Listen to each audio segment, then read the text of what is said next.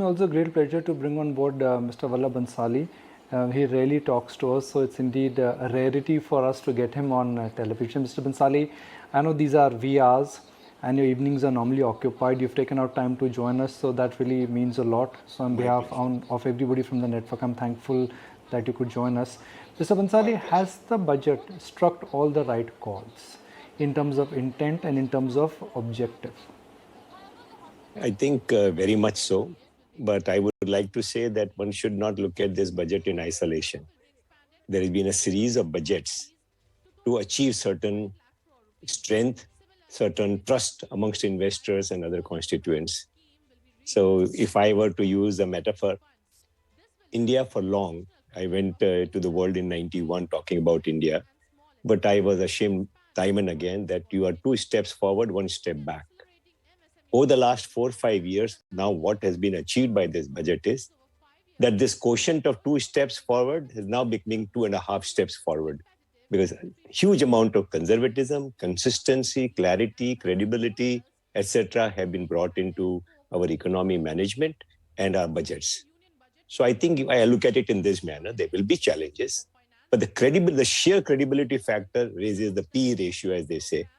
So I think high marks for this budget on that consistent strategic progress.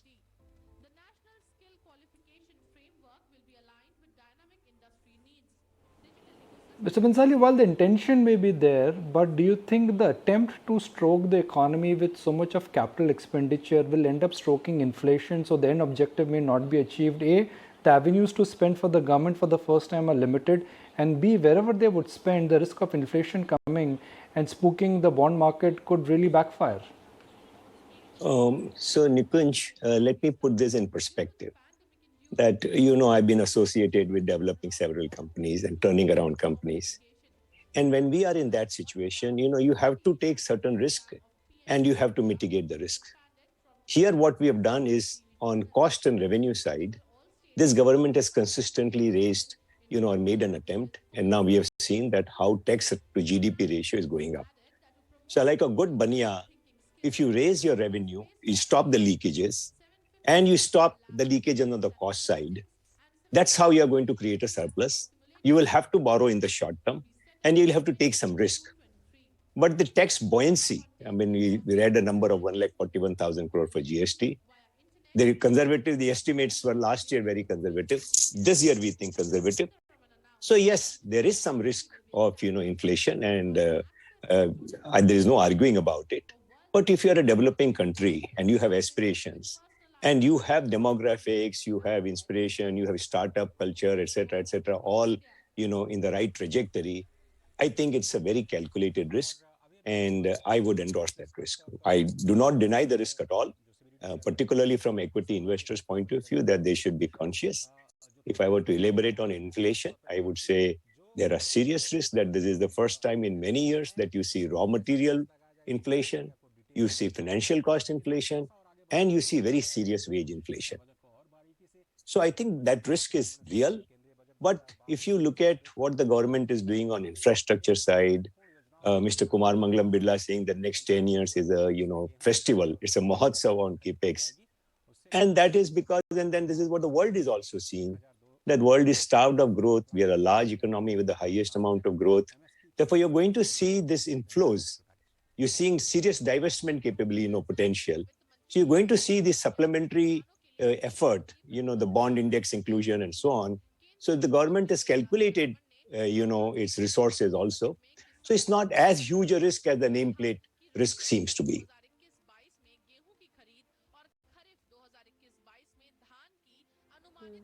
Mr. Bhansali, since you're a keen stock market observer and of many decades, not pointing at your age by any way, but I want you to also, for market critics, break the myth that while inflation may actually mean higher interest rates, but higher interest rates, barring the knee-jerk reaction, may not be all that bad for stock markets.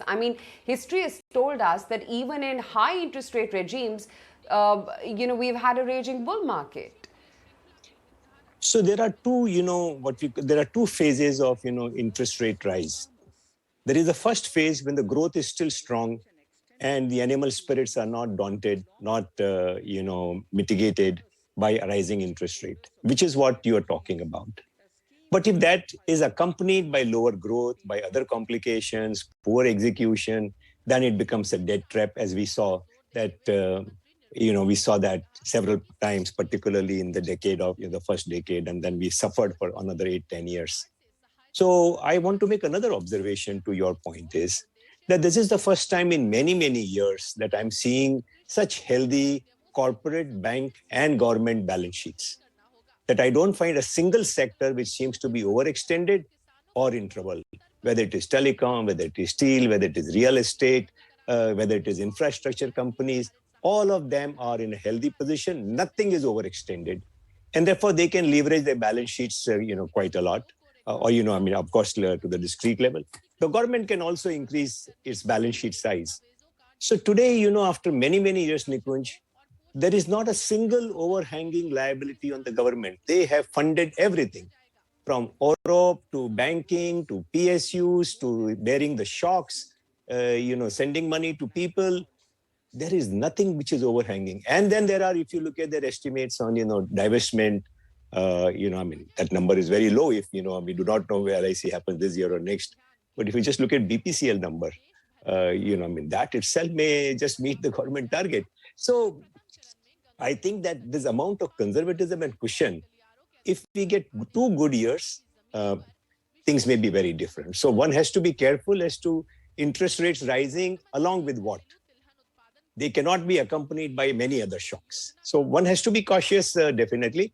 But I agree with you that the first phase of interest rise is good for equity markets and not bad. And we are in the first phase.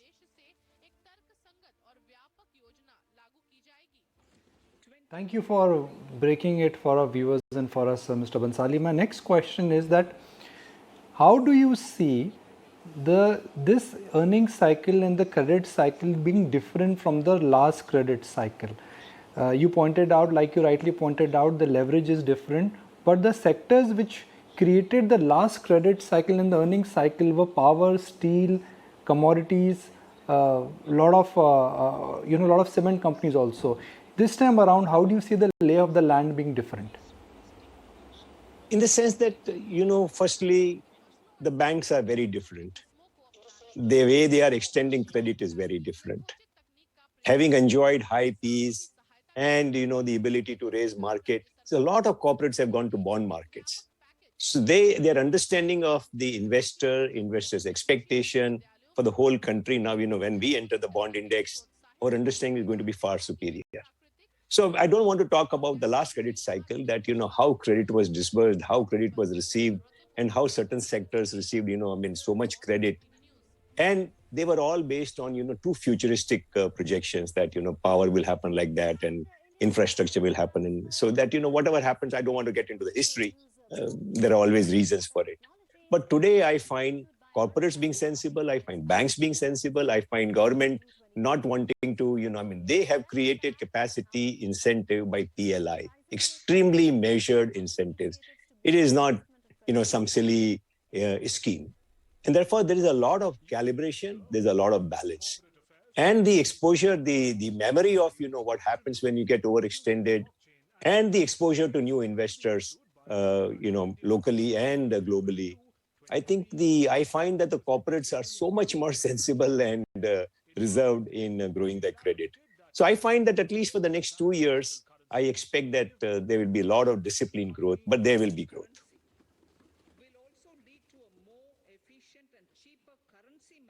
So, Mr. Bhansali, in the naysayers camp, there are 2 types of naysayers. Those who are worried about inflation, which you've already addressed. Then there is another camp of naysayers which is worried about valuations. The view is that, look, markets are pricing in too much of economic recovery, and at this juncture, the risk-reward ratio is not that favorable. How would you address the other camp of naysayers who are not worried about the economic growth, but are worried about the rate of return based on the underlying valuations? I think they're very reasonable in pointing this out. But what does that mean? So there are 2 views that we will always have, if you're a midterm to long-term investor, that I have a short-term view that what happens over the next 1 year. Next 1 year is actually, is full of geopolitical risk, where oil will settle, where commodities will settle, what will be the crowding in the credit market. Government wants to borrow. Private sector, is hungry for credit, and all the banks have shown credit expansion. The retailers, because of the wage inflation, their confidence to borrow at retail level is also going up. So you're going to see this crowding.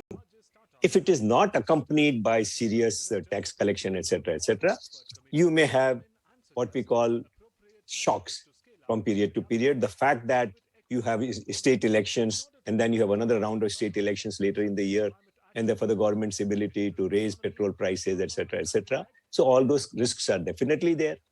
But every time, due to global factors or local factors, the markets go down, long-term investors are going to use those opportunities to buy into the market and not sell. So I don't see any of the established investors panicking because of all these factors, which are absolutely real, but they are long-term bulls on the market, because those who are looking at India over the last 4 or 5 years, they are now seeing a consistency that this economy can indeed become $5 trillion. That the consumption capacity in the country can definitely go up, so on and so forth.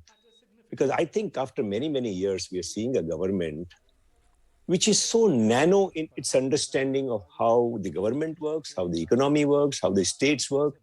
So if you look at, government concerned with exits as much as, increasing the efficiency of opening a business, it was so heartening to see that, the way they want to reduce litigation. So in a world starved of growth, when you see a government, this is like a promoter. Just as how a startup gets valued, this government has become a startup, working very hard, looking at the gaps, taking leadership, and so on. So, if you look at what is happening on digital front, on hydrogen, on renewables, there is a lot of commentaries which is going to keep attracting the money. So therefore, I do not see major corrections, but corrections will keep happening every time we have a local or a global shock. People will buy into those corrections. That's what my view is.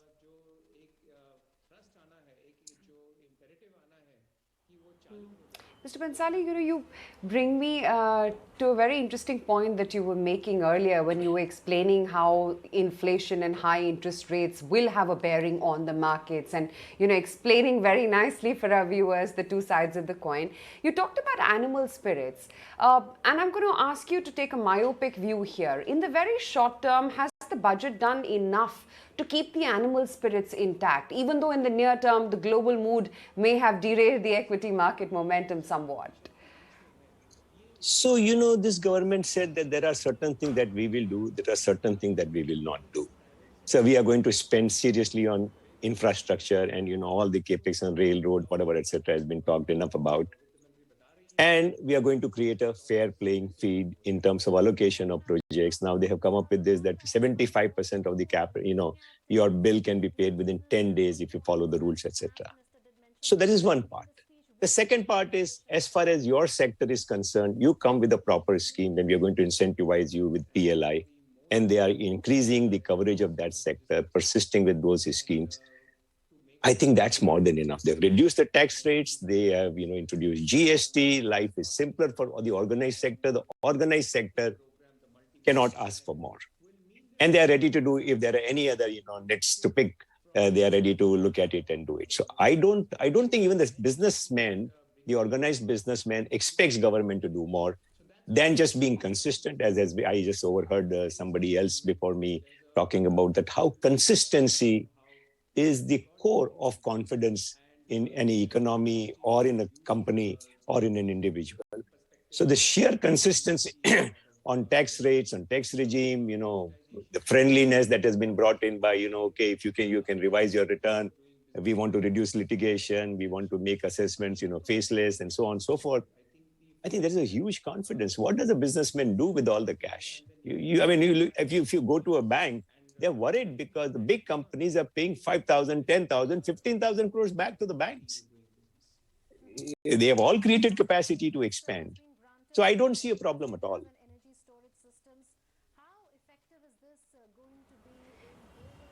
Right. That was Prashant Jain, by the way, Mr. Bhansali from HDFC AMC before you. But you know, you said a very interesting thing. I mean, the India story is on one hand, but there is the other thing of the money factor or the flows.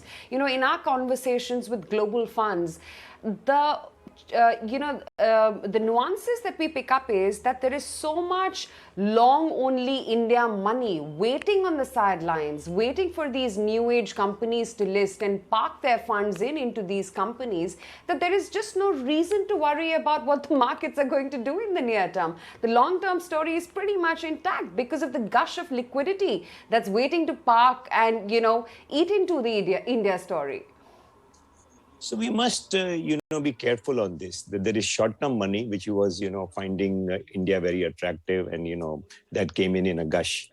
But the longer-term money, the sovereign fund money or the long-only funds, they will look at valuations also. These the unlisted markets are now extremely the flavor of the world in this community. So you're going to find all of them getting funded very, very quickly. The valuations will keep correcting. That's okay. They must keep correcting, from time to time. And we are seeing the stock markets punish some high valuations.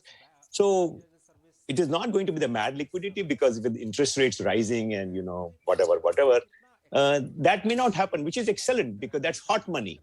So I think all the sensible money, you're absolutely right, is waiting to come in.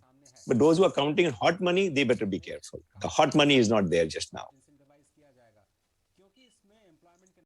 So, if you look at investors like us, I regret, and I'm saying this on a public platform, that, having seen the cycles and, being involved in company growth and so on, and running some of the, startups myself, that why wasn't a large part of my capital in startups? And the whole world is thinking in that manner. I have seen situations where people are finding connections, can you get me into some Indian startups because I don't know the market? And, how several funds are now, $1 billion, $2 billion to, make such investments. So those amounts may not be, hundreds of billions, but it's only a matter of time. It begins with a trickle and then it'll become a wave. Yes. Louder, please. Volume. Yes, now I can hear you. But Mr. Bhansali, given the way how US tech stocks have almost melted in last couple of weeks, in India also some of the startup companies have... startup in almost every answer of his. If you go back to 2000... Right. Mr. Bhansali, Nikunj again. Mr. Yes. Bhansali... go back to 2000. Nikunj, you were saying something.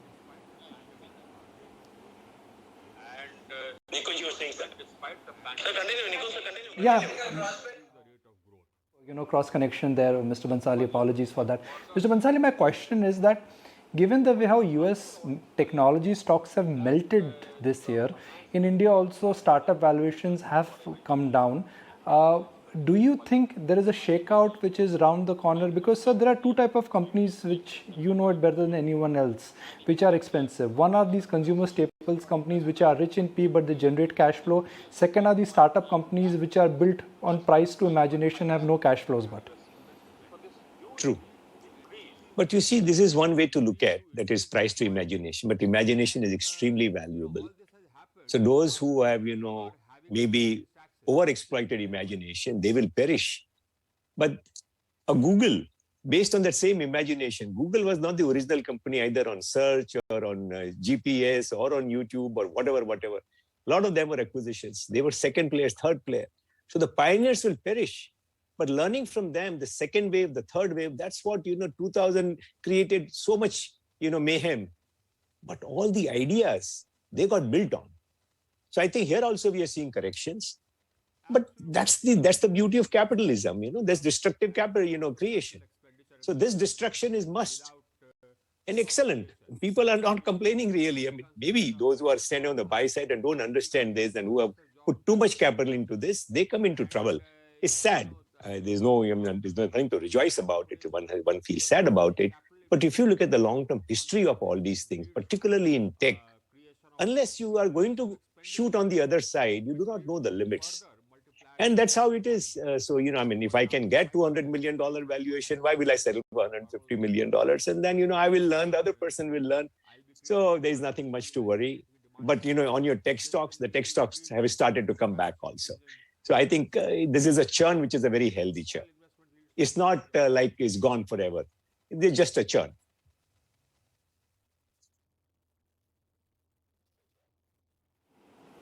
Mr. Bhansali, I distinctly remember we had a conversation a couple of years ago, and you said that you will not be surprised that if domestic institutional investors or domestic investors, they increase the allocation towards equity. What started as a process now has become a trend, and I think it is visible in the way one side FIs are selling and DIs are buying, and retail investors are not cancelling their SIP. What is your view on this entire retail money coming back into Indian market? Is that here to stay? Do you think that's a trend which is real, sir? Because for the first time investor has felt the pain in the month of December and January because of the market, correction. In every aspect of life, there is this marginal froth. But if you saw the behavior of SIPs in 2021, they were right there. People didn't withdraw money. They continued to invest, keep their SIPs alive. So I think that shows that there's a large swath of investors and sensibility in the country, which understand this, P rating, that this 2 steps forward, our 2 steps forward will become 2.5 steps forward when they say 2, etc., etc. People are not withdrawing in a hurry. If you also look at the government, they have a very serious effort to create long-term investment instruments. You're going to see a lot of them go from 10 years. They are pushing the people that, instead of investing in savings, this, that, etc., come into the government bond markets. This is a very slow process. I remember doing an ad for, NSE or someone promoting these bonds. I don't even remember how many years ago. But I was very happy to, endorse that and be a model for their business, for their cause. So I think it's a slow process, but you're going to see people. So, this effort to, bring in green bond and things like that. So they want to attract people and small investors into long-term instruments. And the pensions are growing, insurance is growing. So you see a lot of instruments, they are going to educate the investor and, create this confidence that, we don't have to get shaken, market corrects by 20%, 30%. It's okay, it'll come back. And we are very healthy for equity markets.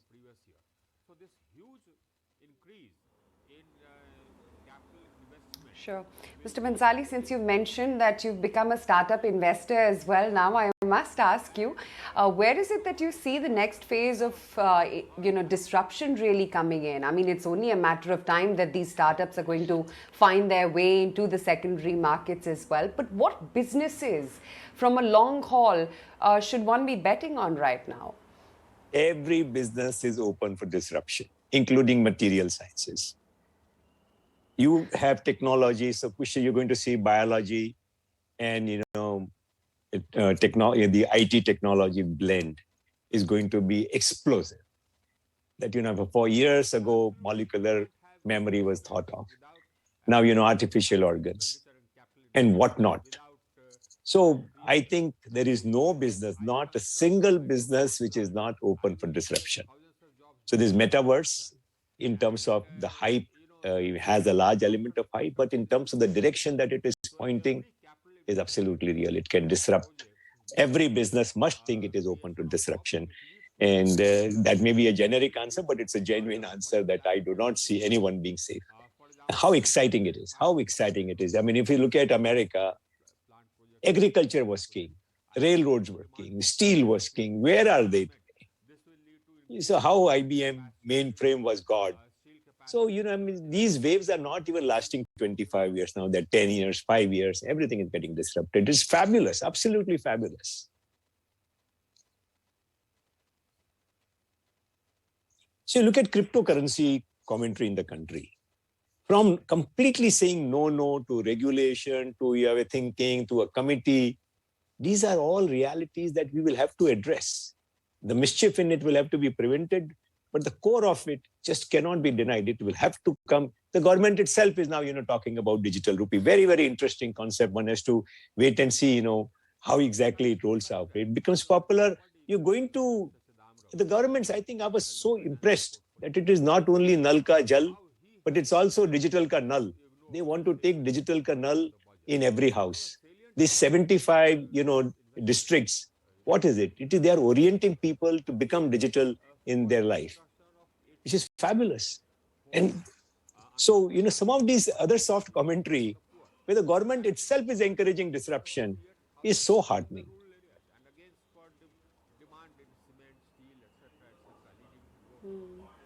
Oh yeah, absolutely. We know we live in fascinating times, and if there was one way to describe the budget, it was not just pro-growth, but it was also new age, if I could call it that. But closing comments, Mr. Bhansali, much like you gave examples of US industries, what happens to old economy stocks? What happens to your steel, your cement, your old brick and mortar businesses in this world of fast developing, fast changing, new age tech businesses? Do you remember the textile mills? Do you remember the mini steels, the mini cements, several leasing companies? Oh, they fell by the wayside and people don't even remember. They have no time to cry about it. This is creative destruction. So every time, whether it is in philosophy or in business, every time an incumbent becomes too strong, they become lazy, they lose out on innovation, they do not give opportunity to others, they become rentiers of one kind or the other. Neither nature nor good capitalism will allow this rent seeking. So all these old companies, to the extent they did not renew themselves, will have to die. And there should be no sympathy for it.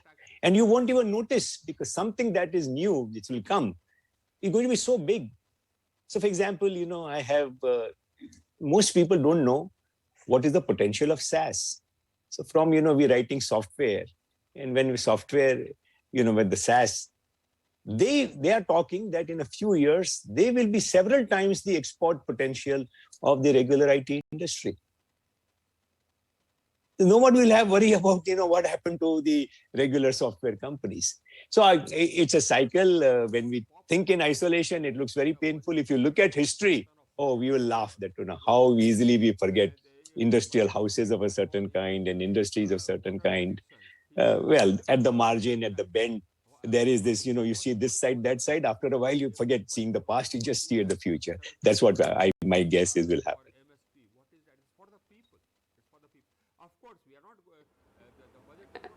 Mr. Bhansali, I must say this is a new age you altogether. In every answer, you've mentioned startup, you're talking about metaverse, you're really catching up on technology. Well, I've been involved in the technology of this country, in the hope for this country for 30 years, very, very seriously. So I constantly want to educate myself. If at all I regret that I don't know enough about it. So I do make an effort to think of the new age and always welcome it. Never be afraid of it. Absolutely, absolutely. We got to adopt with the times. But Mr. Bhansali, such a pleasure having you today on the show. Thank you so much for taking the time. Thank you very much for having me. Thank you very much.